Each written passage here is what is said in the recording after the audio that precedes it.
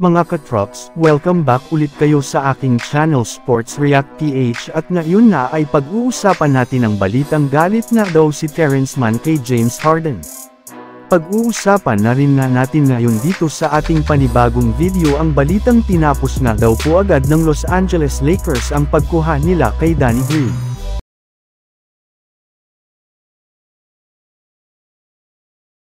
Katulad nga ng naibalita noong nakaraang araw, matapos lamang ngang matuloy na ang trade ni James Harden sa Los Angeles Clippers ay agad na nga niyang binisita ang locker room ng kanyang bagong kupunan bago pa man magsimula ang laro nito laban sa Orlando Magic.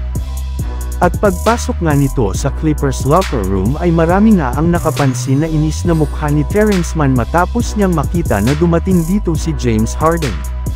Kaya dahil nga dyan ay marami na nga ang nagsabi na galit o hindi nga daw natutuwa si Terrence Mann sa paglipat ni Harden sa Clippers. Pero syempre may rason rin naman nga daw po bakit ito dismayado sa pagsali ni Harden sa kanilang team.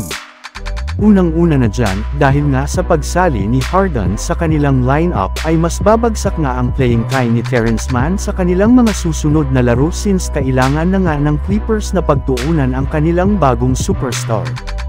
Bukod rin nga dyan ay tuluyan na rin naman nga siyang magiging isang role player na lamang sa Clippers lalo pat meron na nga sila ngayong 4 na superstar kaya kailangan rin naman nga nitong magpaubaya.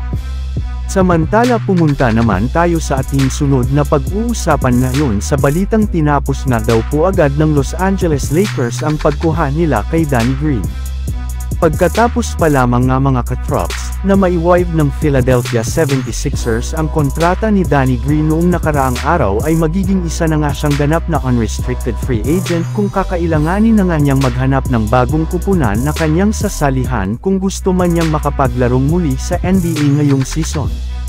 At isa nga sa mga naibalitang kupunan na possible nga daw pong kumuha sa kanya ay ang Los Angeles Lakers na nangangailangan ngayon ng isang bagong sharpshooter sa kanilang lineup matapos silang mag-struggle sa kanilang shooting sa kanilang mga nagdaang laro.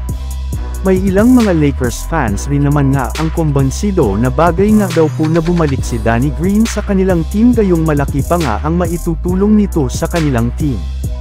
Ang kaso lang mga katrops, based nga sa pinakahuling inilabas na balita impossible na rin naman nga daw po na mag-reunite pa ang Lakers at si Danny Green gayong mismong si Green na nga ang nagsabi sa isang podcast na ayaw niya nang bumalik pa sa Lakers matapos siya nitong e-trade noon.